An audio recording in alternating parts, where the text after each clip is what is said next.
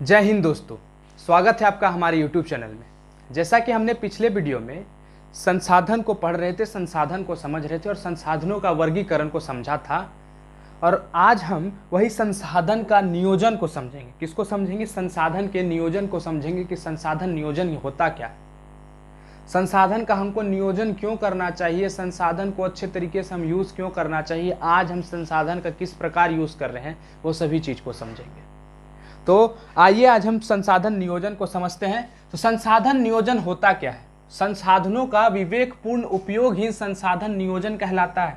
भैया, विवेकपूर्ण उपयोग कहने का मतलब हम जब संसाधन के एक अच्छे तरीका का यूज़ करते हैं, अच्छे तरीका से यूज़ करते हैं, उसे हम संसाधन नियोजन कहते हैं। मान लीजिए कि मेरे पास मार्कर है, ये मार्कर हमको व्हाइट बोर्ड में लिखने का काम आता है, लेकिन जब व्हाइट बोर्ड में लिखने का काम आता है तो हम बिना मतलब का इसको ऐसे ऐसे करके लिखेंगे तो नहीं ना।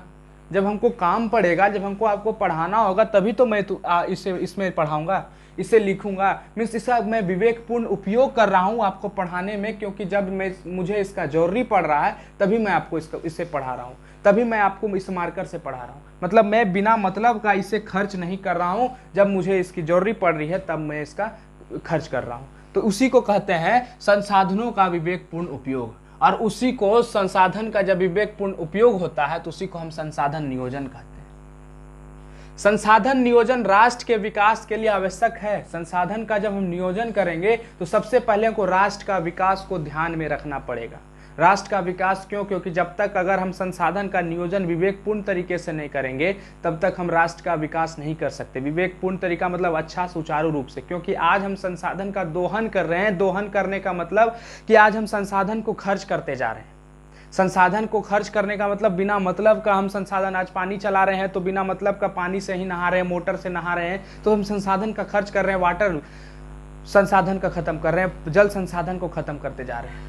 आज बिजली है तो बिजली का हम दोहन कर रहे हैं, क्यों? क्योंकि हमको मुफ्त में बिजली मिल रहा है, कहीं मुफ्त में तो कहीं कुछ यूनिट्स में मिल रहा है, तो हम बिजली का अंधाधुंध उपयोग करते जा रहे हैं। तो हमको उसका विवेकपूर्ण इस्तेमाल करना पड़ेगा। पानी हमको जितना जरूरी है हम उतना ही जरूरी का काम करें, तो उसी विवेकपूर्ण नियोजन को हम संसाधन नियोजन कहते हैं, और उसी संसाधन नियोजन से हम राष्ट्र का विकास कर सकते हैं। अब भारत एक संसाधन संपन्न राष्ट्र है। सब जानता है कि भारत एक संसाधन संपन्न राष्ट्र है। हम भी, आप भी सब जान रहे हैं कि भारत में संसाधन प्रचुर मात्रा में भरा हुआ है, लेकिन हम उसका इस्तेमाल नहीं कर पा रहे हैं, और अगर जिस चीज का इस्तेमाल कर रहे हैं उसको खत्म ही करके, नष्ट करके ही छोड़ दे रहे हैं। तो जैसे हो गया झारखंड, मध्य प्रदेश, छत्तीसगढ़। झारखंड, मध्य प्रदेश और छत्तीसगढ़ में कोयला और खनिज में कोयला जो है प्रचुर मात्रा में मिलती है। झारखंड में कोयला एकदम खाली कोयले है, छत्तीसगढ़ में कोयला और मध्य प्रदेश वगैरह में खनिज प्रचुरता मात्रा में भरी हुई। बिहार में चूना पत्थर जो है और पायराइट पत्थर, क्या बिहार में चूना पत्थर और पायराइट पत्थर एकदम प्रचुर मात्रा में है, लेकिन हम इसको इस्तेमाल नहीं कर पा रहे हैं, खूब ज्यादा तरीके से नहीं निकाल पा रहे हैं। राजस्थान में सौर ऊर्जा और पवन ऊर्जा को बहुत ही भास्ट में, बहुत ही थोक में मिलती है। कौन सी?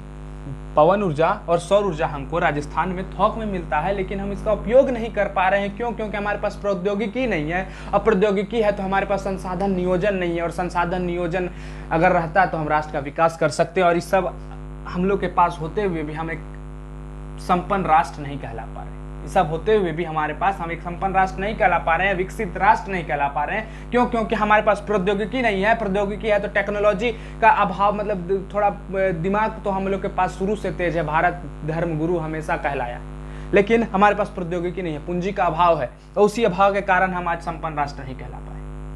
भारत में संसाधन नियोजन को समझते हैं। भारत में किस प्रकार संसाधन का नियोजन होता है, भारत में किस प्रकार रिसोर्स का प्लानिंग होता है, उस चीज को समझेंगे। संसाधन नियोजन जटिल प्रक्रिया। हम संसाधन को नियोजन जो है, हम बहुत ही जटिल प्रक्रिया, हम संसाधन का नियोजन आसानी से नहीं कर सकते। संसाधन का नियोजन करना, रिसोर्स का प्लानिंग करना हमारे लिए बहुत कठिन है। अचानक से अगर चाहिएगा कि हम आज ही रिसोर्स का प्लानिंग करें, कल से लागू करना शुरू कर दे, तो गलत, ऐसा आप नहीं कर सकते।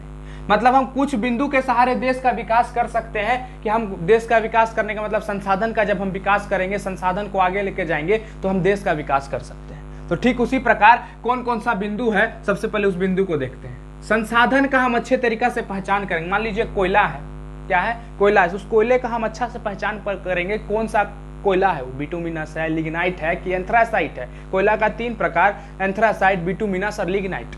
और सबसे बढ़िया जो हम लोग घर में यूज करते हैं वो बिटुमिनस है। तो उस चीज को खोजेंगे कि ये जो हमको कोयला मिला कौन सा प्रकार है कोयला का, जो बिटुमिनस प्रकार है क्या। अगर बिटुमिनस है तो उसका हम सर्वेक्षण करेंगे और पता करेंगे और निकलेगा क्या, तो उसी सर्वेक्षण करना। और जब हम सर्वेक्षण उसका कर लेंगे तो सर्वेक्षण करने के बाद उस खनन करने के लिए हम उसका मानचित्र तैयार करेंगे, किधर से इसका नक्शा जा रहा है। और जब मानचित्र से मानचित्र तैयार कर लेंगे तो हम संसाधन का गुण को चेक करेंगे, कोयला का गुणात्मक बिटुमिनस में कितना परसेंट जो है हमको आग दे सकता है, कितना परसेंट ये राख निकाल सकता है। मात्रात्मक आधार पर हम इसका मापन करेंगे। किस आधार पर? मात्रात्मक आधार पर हम इसका मापन करेंगे, कितना मात्रा में यहाँ पर कोयला है उस चीज को नापेंगे। मतलब कि हम लोग अच्छे प्रौद्योगिकी का इस्तेमाल करके देश का विकास में योगदान निभा सकते हैं। मीन्स कोयला मिला तो कोयला क्या है, अगर मिल गया तो हाथ में रखेंगे बिजली जनरेट हो जाएगा? नहीं, हम इसको लेके जाएंगे फैक्ट्री में। अब फैक्ट्री में ले जाने के बाद इसको इस्तेमाल करके हम कोयला को बिजली जनरेट कर सकते हैं, कोयला से हम बड़ा बड़ा फैक्ट्री चला सकते हैं। तो ठीक उसी प्रकार प्रौद्योगिकी, अच्छा प्रौद्योगिकी, कौशल एवं संस्थागत नियोजन के रूपरेखा तैयार करना। कौशल मतलब एक अच्छा व्यक्तिगत रूप से अच्छा दिमाग के तौर पर, अच्छा प्रौद्योगिकी के आधार पर हम अच्छा से रिसोर्स का प्लानिंग कर सकते हैं, संसाधन का नियोजन का रूपरेखा हम तैयार कर सकते हैं। राष्ट्रीय विकास योजना मीन्स राष्ट्र का जो विकास योजना है, जो हमारे सरकार जो है, हमारी सरकार हर साल कुछ न कुछ योजना लाते रहती है जो राष्ट्र का विकास, जो राष्ट्र को आगे लेके जाती है। और उसी राष्ट्र को आगे ले जाने में हम संसाधन को धीरे धीरे पीछे भूलते जा रहे हैं। लेकिन इस दोनों के बीच में जब हम सामंजस्य स्थापित कर देंगे, इस दोनों को मिला देंगे, तभी ये दोनों आगे बढ़ेगा और हम जो है संपन्न, संसाधन संपन्न राष्ट्र हैं, लेकिन संपन्न राष्ट्र कहलाने लगेंगे, कोई विकसित राष्ट्र कहलाने लगेंगे। और ये भी ध्यान में रखिएगा कि केवल संसाधन से ही राष्ट्र विकास नहीं होता। कि हम अभी यहाँ पे मैं आपको संसाधन के बारे में पढ़ा रहा हूँ तो संसाधन के बारे में समझाऊंगा, लेकिन ये भी ध्यान में रखिएगा कि अर्थव्यवस्था को मत भूल जाइएगा। वो भी एक बहुत बढ़िया टॉपिक है। अर्थव्यवस्था में हम जीडीपी को पढ़ेंगे, जीडीपी के अलावा बहुत कुछ पढ़ेंगे, और उसी में हम केवल संसाधन ही राष्ट्र विकास नहीं होता, इस चीज को मद्देनजर रखिएगा कि संसाधन ही राष्ट्र का विकास में योगदान नहीं निभाता। सबसे पहले कि अब हम ये जान लिए कि संसाधन का नियोजन क्या करते हैं, लेकिन हम जो है क्या करते हैं कि हम संसाधन का उपयोग बहुत ही बुरी तरीका से आज के डेट में कर रहे हैं। अगर पौधों में पानी देना तो हम पाइप लेके मोटर चलाएं, पाइप लेके मोटर चला के पानी दे रहे हैं, और बहुत ज़्यादा पानी का वेस्टेज हो रहा है, ओवरफ्लो हो रहा है पानी। बिजली का उपयोग कर रहे हैं तो दिन भर पंखा चल रहा है, कोई मतलब नहीं है, बिजली चल रहा है, जाने दो, क्या जाता है, कुछ यूनिट आएगा उसका हम पैसा दे देंगे। आज कोई भी संसाधन है, जैसे कोयला है, हम उसको अत्यधिक खनन कर रहे हैं, अत्यधिक खनन करके कोयला हम निकाल रहे हैं, और वो चीज जो है गलत है। वो चीज गलत है, क्यों गलत है? क्योंकि आज हम संसाधन को एक्सप्लीट कर रहे हैं, संसाधन को धीरे धीरे खत्म कर रहे हैं, और संसाधन अगर खत्म हो जाएगा तो हमारा राष्ट्र विकास नहीं करेगा। हो सकता है हम जी भी नहीं सके, संसाधन के बिना मर भी नहीं सकते। तो संसाधन का संरक्षण बहुत जरूरी है, संसाधन को हमको बचाना बहुत जरूरी है, क्योंकि सभ्यता एवं संस्कृति के विकास में संसाधनों की अहम भूमिका है। हमारी सभ्यता को आगे बढ़ाने में, हमारी संस्कृति को आगे बढ़ाने में सबसे बड़ा हाथ किसका है? संसाधन का। अगर संसाधन नहीं रहता तो हमारा सभ्यता, हमारा जो अखंड भारत का जो सभ्यता है वो आगे नहीं बढ़ पाता, हमारा जो संस्कृति है शायद वो आगे नहीं बढ़ पाता, अगर संसाधन नहीं रहता। और वही संसाधन का हम अविवेकपूर्ण इस्तेमाल कर रहे हैं और विविध प्रकार से कर रहे हैं, और विविध प्रकार से हम इसका दोहन करते जा रहे हैं, और इसी से हमको बहुत सारी समस्या उत्पन्न हो रही है। आज गर्मी बहुत ज्यादा हो जा रहा है तो ठंडा बहुत ज्यादा हो जा रहा है, बरसात पड़ रहा है तो एसिड रेन पड़ रहा है। तो कहीं ना कहीं हम संसाधन का अविवेकपूर्ण इस्तेमाल कर रहे हैं, दोहन कर रहे हैं, संसाधन को बहुत एक्सेस मात्रा में हम उसका यूज कर रहे हैं, और ये गलत है और उसका हमको संरक्षण करना पड़ेगा। मतलब संसाधनों का नियोजित एवं विवेकपूर्ण इस्तेमाल, मतलब संसाधन का नियोजित, ये जो नियोजन पढ़े, इस नियोजित को और विवेकपूर्ण इस्तेमाल एक अच्छे से सुचारू रूप से इस्तेमाल करेंगे, उसी को हम संरक्षण कहते हैं। मीन्स संसाधन को बचाना ही संरक्षण कहलाता है। महात्मा गांधी जी ने कहा था कि हमारे पास पेट भरने के लिए तो बहुत कुछ है। फिर से सुनिएगा एक बार कि हमारे पास पेट भरने के लिए बहुत कुछ है, लेकिन पेटी भरने के लिए हमारे पास कुछ नहीं है। क्या? पेटी भरने के लिए हमारे पास कुछ नहीं है। पेटी कहने का मतलब कि संसाधन को भरने के लिए, संसाधन को पुनः वापस लाने के लिए हमारे पास कुछ नहीं है। तरह तरह बहुत सारे आदमी, जैसे महापुरुष महात्मा गांधी अपने आप में एक राष्ट्रपिता, मेधा पाटेकर ने अब नर्मदा बचाओ आंदोलन के जरिए संसाधन का संरक्षण किया था। सुंदरलाल बहुगुणा ने चिपको आंदोलन के जरिए, चिपको आंदोलन में उन्होंने पेड़ कटने से बचाया और उसी पेड़ कटने से बचाने से वो संसाधन का संरक्षण किया। गांधी जी मशीन का खिलाफ थे, जो उद्योगीकरण में मशीन हो रहा था, मशीन का एंट्री हो रहा था, उस चीज के खिलाफ थे, क्योंकि वो चाहते थे कि बेरोजगारी हमारे देश में ना बढ़े, बेरोजगारी घटे। उत्पाद पे ज्यादा वो ध्यान देते थे और उत्पादन पे ज्यादा ध्यान देते थे, जिससे बेरोजगारी घटती और रोजगारी बढ़ती। सर्वप्रथम 1968 में देखिए संरक्षण करने के लिए कौन कौन सा सम्मेलन होता है, क्या क्या होता है। सर्वप्रथम 1968 में, कब? 1968 में अंतर्राष्ट्रीय सम्मेलन होता है। कहां पर होता है? क्लब ऑफ रोम इसका वकालत करता है अंतर्राष्ट्रीय सम्मेलन का। रोम में, इटली में क्या होता है? अंतर्राष्ट्रीय सम्मेलन होता है 1968 में, और क्लब ऑफ रोम जो है इसका वकालत करता है। एक क्लब था उस रोम में, उस क्लब का नाम क्लब ऑफ रोम था, उसी का वकालत कौन करता है?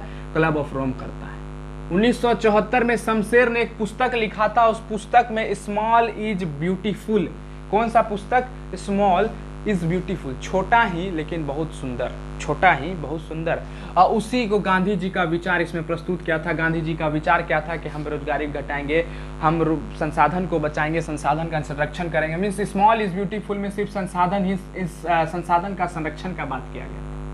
1987 में ब्रंटलैंड आयोग के द्वारा संसाधन संरक्षण पर बल मिला। कौन से आयोग के द्वारा? संसाधन संरक्षण पर बल मिला ब्रंटलैंड आयोग के द्वारा।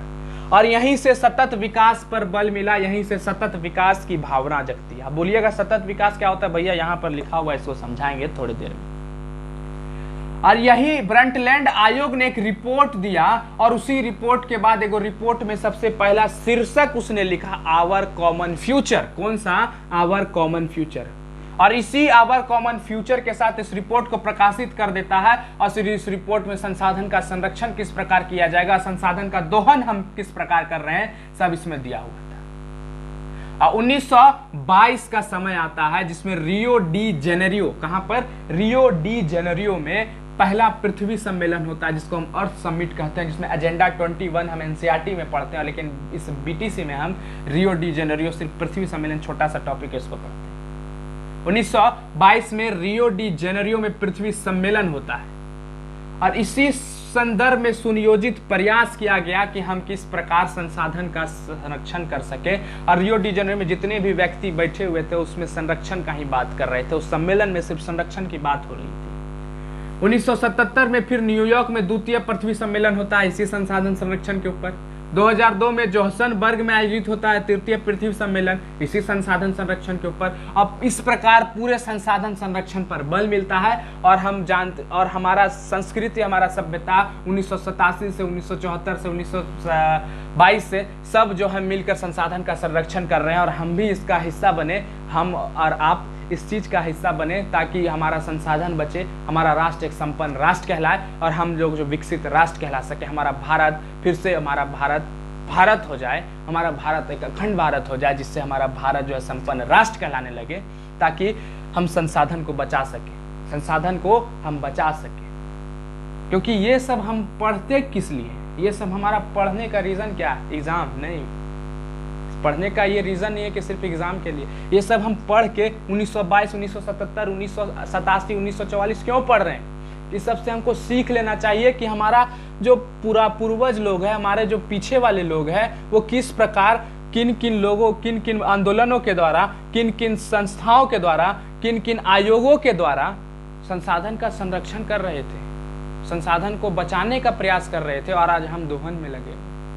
क्योंकि वो पहले से 1922 में उन्होंने जान गया था कि संसाधन खत्म होगा, संसाधन को धीरे धीरे लोग खत्म करेंगे, और आज हम वही चीज कर रहे हैं, और उस चीज से हम शिक्षा नहीं ले रहे। सतत विकास के ऊपर हम बल देते हैं कि सतत विकास होता क्या है। मैं सतत विकास कहने का मतलब, आज अगर हम कितना भी कमा रहे, मान लीजिए आपके पिताजी आज घर में 1 लाख रुपया महीना कमा रहे हैं, तो कहीं ना कहीं आपके पिताजी 1 लाख में 10,000 या 20,000 सेव करके 50,000, 30,000 जो हो सेव करने का रखते हैं। क्यों रखते हैं? सेव करने का मतलब यह हुआ, बचा के रखने का पैसा मतलब यह हुआ कि इसलिए रखते हैं ताकि हमको फ्यूचर में काम हो, अगर कोई हेल्थ इशू हो जाए हमारे परिवार के साथ तो वो पैसा काम आए। तो ठीक उसी प्रकार सतत विकास भी उसी कहते हैं कि पर्यावरण को हम बिना क्षति पहुंचाए, आज हम पर्यावरण को बिना क्षति पहुंचाए, भविष्य में हम उसका आवश्यकता होगा। मान लीजिए पर्यावरण को हम क्षति नहीं पहुंचाए, इस कैप का हमको जरूरी है भविष्य में, इस पर्यावरण को हम क्षति हम इस कैप से जरिए पहुंचा रहे हैं, नहीं पहुंचा रहे हैं, लेकिन हम इस कैप को बचा लिए और इस कैप को बचा कर हम भविष्य में इसका उपयोग करें, इसी को हम कहते हैं सतत विकास। क्या कहते हैं इसको? हम सतत विकास कहते हैं। तो आशा करते हैं कि आप भी संसाधन का संरक्षण में योगदान एक अहम भूमिका निभाएंगे। तो आज के लिए हम इतना ही रखते हैं, तब तक के लिए धन्यवाद। जय हिंद।